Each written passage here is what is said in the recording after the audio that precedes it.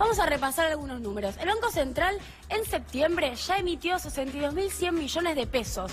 Es una noticia de hoy. Claro, uno se pregunta, no se entiende, se supone que el Banco Central está absorbiendo pesos.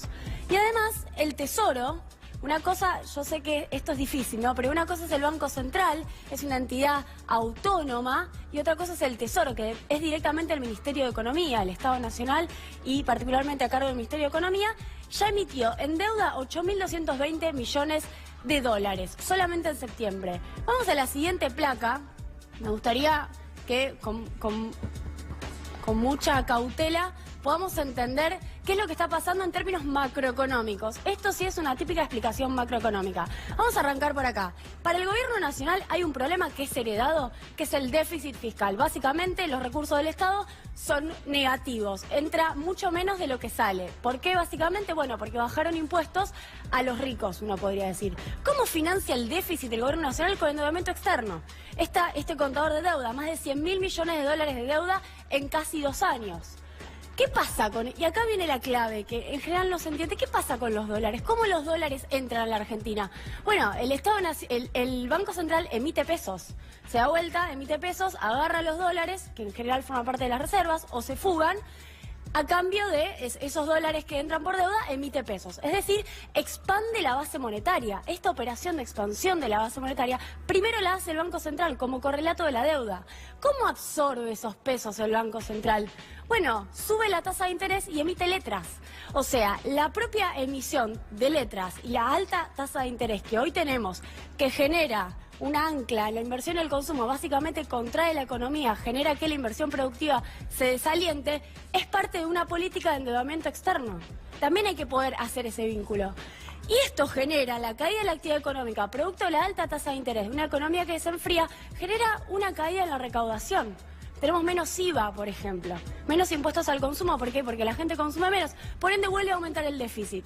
Esto viene pasando hace 2 años. Vuelve a aumentar el déficit, nos volvemos a endeudar, volvemos a emitir para que esos dólares entren al país, emitimos y generamos expansión monetaria. Esa expansión monetaria se absorbe con una alta tasa de interés, esa alta tasa de interés vuelve a enfriar la economía, cae la recaudación y volvemos a lo mismo.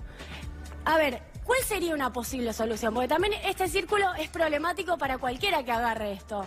Bueno, en primer lugar, que el déficit se reduzca cobrándole los impuestos a los ricos. En segundo lugar, no endeudarnos. En tercer lugar, que la tasa de interés no sea tan elevada para poder fomentar una economía productiva y que el aumento de la actividad te aumente la recaudación. Pero ¿cuáles son las soluciones que propone el gobierno a este círculo vicioso en el cual ya estamos adentro? Vamos a la tercera placa. Me gustaría mostrar, porque en efecto esto es lo que viene después de octubre, porque ellos quieren resolver el déficit con una reforma tributaria. En primer lugar, la deuda no es un problema. No es un problema para el gobierno. El déficit se resuelve con reforma tributaria que no sabemos bien cómo va a ser, pero seguramente sea más regresiva. Y seguramente no termina resolviendo el déficit fiscal. ¿Cómo se resuelve el exceso de pesos en plaza, es decir, el excedente monetario? Bueno, con crecimiento económico. Vamos a crecer. En teoría vamos a crecer también traccionados por el endeudamiento externo. ¿Y qué hacemos con la esterilización vía LEVAC? Es decir, con esa alta tasa de interés que nos genera una ola de vencimientos mensual. Bueno, posiblemente hagamos un canje compulsivo, posiblemente extendamos los plazos, que es lo que ya están haciendo, con una tasa más alta para los 274 días de LEVAC. Es decir, en ningún momento, la actual política económica se plantea cómo resolver el consumo y la inversión, por ejemplo, bajando las tasas de interés, y qué hacer con la deuda externa.